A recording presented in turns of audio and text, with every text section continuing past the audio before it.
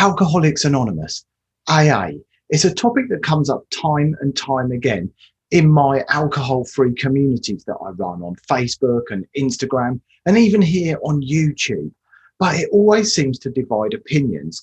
Alcoholics Anonymous has 12 steps. And today I want to go through those 12 steps and tell you what would have happened if I'd written them. I want to give you my version of the 12 steps, and I'd love to hear what you think. Now, to be clear, Alcoholics Anonymous works for many, many people. But what I struggle with is the fact that people who use Alcoholics Anonymous have to spend the rest of their lives identifying as an alcoholic. They have to spend the rest of their lives in recovery. Now, to me, recovery sounds like I've had some kind of illness, injury, or suffered from some kind of accident. Yet when I quit drinking, I became the best version of myself. Why do I have to still be in recovery? Why do I still have to be an alcoholic if I'm not drinking any longer? Surely I was an alcoholic. I'm not an alcoholic anymore. But I know that Alcoholics Anonymous does work for some people. Alcoholics Anonymous has a success rate of about 13% of people. That's 13% of people who manage to stay alcohol-free for over 5 years. As I say, I think the 12 steps should be different. I think their approach is actually outdated and it comes with a lot of negative connotations. And perhaps that's why only 13% of people who use Alcoholics Anonymous end up staying alcohol-free for the long term. They don't tend to do much in the way of work on mindset or looking at false or limiting beliefs or what the roots of the issue are, why we ended up needing an addictive behavior in the first place. So much of it seems to be based around a sense of stigma and a sense of being part of that tribe and not wanting to let anybody else down. From my experience, the people I work with who are in my members stop drinking program and in my Facebook community have a much higher success rate. The whole outlook is completely different to Alcoholics Anonymous. And when I did a poll last year and asked how many people were sober at the time they took the survey, there were over 40% of people who I would consider long-term sober. And the rest had been sober for extended periods of time and were moving towards a place where they were going to make a lasting change. I truly believe that there are ways that you can quit drinking that are much more suitable than Alcoholics Anonymous. I just want to be clear, it does work for some people, and some people find that it's exactly what they need.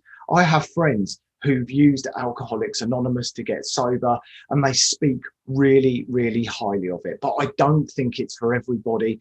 And I also think it's important to look at the different approaches that are available to find something that might be more suitable to your needs if you're thinking about stopping drinking.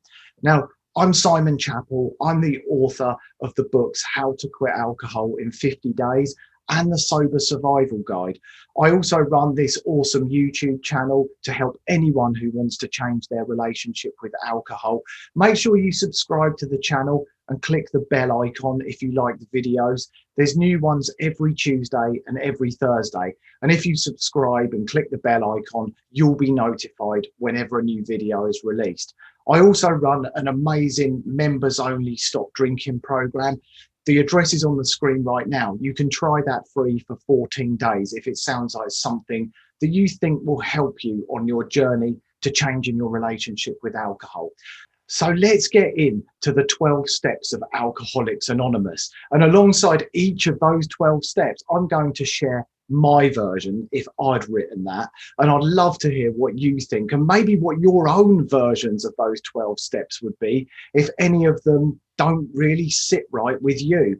I know a lot of people struggle with the concept of a power greater than ourselves. That was something that really held me back when I started exploring the 12 steps at the time that I wanted to quit drinking. And I ended up following a completely different path to Alcoholics Anonymous.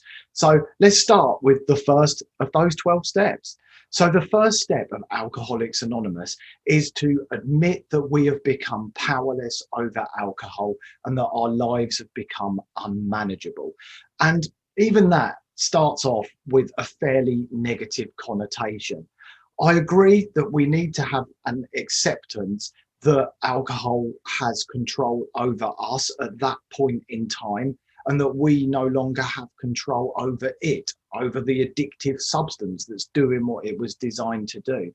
But to say that our lives have become unmanageable seems fairly extreme. I think it's okay to just accept that we're no longer in control of alcohol. We're spending too much time obsessing about it, thinking about it, drinking it, and living with the consequences of our drinking. Do we need to say that our lives have become unmanageable? I don't really think so. And I don't think that sits right for every individual. As I say, it might sit correctly for some people, and that's absolutely fine. But personally, I think an acceptance that alcohol is now in control of me, I'm no longer in control of it, is enough. And I think that's enough to move on to the second of the 12 steps. And that second step is the one that I really struggled with, which is coming to believe that a power greater than ourselves can restore us to sanity. So is Alcoholics Anonymous saying we've gone insane and we need restoring back to sanity? I don't really understand it. And equally, a power greater than ourselves. A power greater than ourselves, I guess, would be God, or something that we simply cannot control. COVID, that's a power greater than ourselves. Will it restore me back to sanity? I doubt it very much. If anything, it might make me go insane. So I just don't know about this. I don't understand it. I fully appreciate that somebody who is spiritual and moves to a place where they become enlightened or completely whole would be able to understand and connect with the concept of a power greater than themselves. But for somebody who's exploring their relationship with alcohol and wanting to make a change, I think this is just too much at this stage in that journey. And I guess the underlying context of the message is one of hope, believing that we can change. Personally, I think a more logical and sensible approach for this second step would be to believe that with the right support, the right strategy, the right tools, that we can change. And to believe that this is simply where we are in our lives at a point in time. It's not who we are as a person, and that we're moving to that place. Sure, if you believe in a higher power, or if you have the ability to believe in a higher power, then I absolutely think that that's going to help. But most people who I speak to who have explored Alcoholics Anonymous really struggle with the concept of a higher power. And I think it's much more hopeful to believe that actually with the right support, the right people around me, the right strategy, the right tools, the right understanding, the right education, that yes, I can make a change. And I've seen it happen time and time again. So there's every reason to have hope. The third step is to make a decision to turn our will and our lives over to God as we understand him. Again, this is pretty confusing stuff. If you're sober curious and trying to find out how to make a change to the way alcohol features in your life, and you're hit with these steps, it can be enough to put you off where you just don't understand it. And as I say, spiritual enlightenment tends to come much further down the line when people stop drinking. So essentially what this step is trying to say is that we're making a commitment. We are committing to making a change. And I have to say, whether you believe in God or you don't believe in God, I don't think God is going to fix this problem. And I don't think any other higher power is going to fix this problem. If anything, it's relinquishing our personal responsibility to fix ourselves by saying, well, God will sort it out. It's not my problem. Well, actually, it is your problem. We're all grown up individuals. We can all take responsibility for ourselves, but there are times when we need help, where we need support. And I think this particular step, step number 3, is all about making a commitment. And I think that commitment should be one, to show up daily and do our work, to educate ourselves about living alcohol free, to connect with supportive people, and to put in some kind of structure to ensure that we're showing up and we're doing what we need to do day in, day out. The fourth step is to make a searching and fearless moral inventory of ourselves. I like this step. This is all about being honest and being accountable and really taking stock of where we're at in our lives. When we quit drinking, we develop a whole new level of self-awareness, the ability to self-reflect. And I think any kind of understanding around areas of our life that we can improve has to be a good thing. But I also think it's important that we have a strategy that makes us feel confident and hopeful that we can change our relationship with alcohol. And in the context of this step, my view is that we should focus on what we believe is holding us back on the basis of what we've learned and what we now understand. So it may well be that we look at what limiting beliefs we have, what support we have around us, what people in our lives may influence us to drink again, what our needs are, what our values are as an individual. So I totally agree that making some form of moral inventory about ourselves is a great thing to do. But I actually think it's better to look at the areas of our lives that we need to make adjustments to, the areas of our lives that are forming the beliefs that alcohol serves us in some kind of positive way. And then we can get a clear focus on what it is we need to change. Limiting beliefs and mindset tend to be at the heart of the issue. If we can work on those, then we can absolutely make a change. The fifth step is to admit to God, to ourselves, or to another person the exact nature of our wrongs. Wrong. Why are we wrong? Why do we have to admit that we're some kind of failure?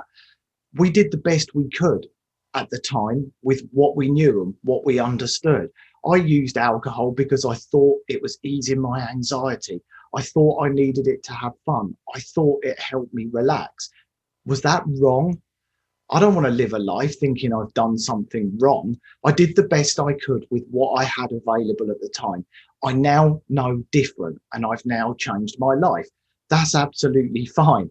But I don't want to go through my life admitting wrongs like that. Sure, if I've done something wrong or I've harmed an individual and it needs an apology or I need to make an amends, I will absolutely do that. And I will own my stuff whenever I need to do that. But I think this step should be more about the positive aspects of quitting drinking by becoming accountable to other people. And accountability can be formed by sharing our story, ideally in supportive groups of other people who are on the exact same journey. I think the process of admitting I've done X, Y, and Z wrong is something that is really negative and may stir up significant feelings of guilt and shame. And sure, they may come up through the process anyway, and there are specific steps and strategies for dealing with guilt and shame and letting go of it. Bringing that out into the light as the fifth step in a strategy to quitting drinking seems kind of negative. It is far more productive and powerful to become accountable by sharing your story and letting people know where you're at. If off the back of that, there needs to be some amends made or you need to apologize to particular people for past behaviors, so be it. That's absolutely fine. But that doesn't need to be the focus of your stopping drinking journey. The sixth step is to be entirely ready for God to remove our defects of character. I mean, this is where I stopped in my tracks with Alcoholics Anonymous. I could go no further. Again, it is utterly negative. Defects of character. We haven't got defects of character. We've become addicted to an addictive substance. And sure, there may be underlying reasons for that, possibly related to past trauma or emotional neglect as a child. Does that make us have a defect of character? Alcoholics Anonymous seems to just want to reinforce a belief that there's something wrong with us. Admit you're wrong. Admit you're flawed. Admit that you have defects. It's absolute rubbish. And in fact, the people who are the most powerful, the most connected, the most calm, the most grounded are the people who don't drink. Why do we need to own some kind of character defect? And I think people who wake up to the fact they want to make a change are incredibly aware and they're on the path to becoming enlightened. And even if we have got character defects, that's just part of the rich tapestry of who we are. Why do we want to remove a defect of character? It's part of who we are. Sure, we can work on things, we can work on change. God's not going to remove them. Alcoholics Anonymous said we need to be ready for God to remove our defects of character. I don't know how that sits with you, but for me, I just can't deal with it. It doesn't work for me. And I would much prefer this step to be around becoming self-aware, starting to pay attention to how we feel, what emotions we're experiencing, and starting to self-reflect, looking back at why we thought certain things, why we felt a particular way. So actually becoming curious and inquisitive about what's going on within us instead of just acting on compulsion and following instinct, which often leads us to a place where we end up drinking. So for me, self-awareness and self-reflection, we should be working on that. I don't think we've got character defects. We got addicted to an addictive substance. And often there's underlying reasons that happened that are completely outside of our control. The next step is to humbly ask God to remove our shortcomings. Once again, it's absolutely laced with negativity. We're full of shortcomings. We're full of defects. I just don't buy it. We're powerful people. We've got addicted to an addictive substance, as I've said. I would much prefer that this is a sense of acceptance that we're going to do the work and that we're going to claim back our own personal power that we've handed over to alcohol. And that by doing our work, we know that we can make that positive change. Again, even if you believe in God, I don't believe that God is going to do this for you. We need to put some work into it. It almost feels lazy to say that God is going to do this for me. Sure, have the beliefs around God and know that maybe there is a higher power in your life that is going to look out for you and that the universe is going to take care of things. But this still needs some work. This still needs you to show up. And Alcoholics Anonymous, for me, gives people a reason to cop out. I would rather have a firm commitment. And I would rather that people made that personal commitment that they are going to change, they are going to show up, and they're going to do their work. So instead of relying on God to remove any shortcomings, I would much prefer that we understand the areas of our lives that present a risk to us. That might be visiting old haunts where we used to drink, connecting with people where alcohol is the only thing that holds us together. And they're potentially going to put you in a position where you might want to drink. Understand the risks and then put healthy boundaries in place. Take steps to overcome them. Rather than thinking these are shortcomings, I'm a failure, I'm flawed, think positive. I'm improving my life. This is an empowering lifestyle choice that's going to make everything so much better. There's no defects, there's no flaws. The next step, number 8, is to make a list of all the people that we've harmed and then make amends to them all. It feels like a repeat of some of the earlier things and is just dwelling on this sense of negativity. We've done something wrong, we're flawed, we've got character defects, etc., etc. You get the point, and you can probably see why I feel kind of frustrated with these 12 steps and why I think they're outdated. As I say, for me, quitting drinking is a little bit like someone who becomes a vegan. They should be proud of the choice they're making. They don't sit in the corner thinking that they were flawed because they couldn't eat meat. They don't think they've got a character defect because they can't have dairy. They're passionate about it. They're excited and they enjoy the lifestyle that they've created for themselves. There's none of this negativity.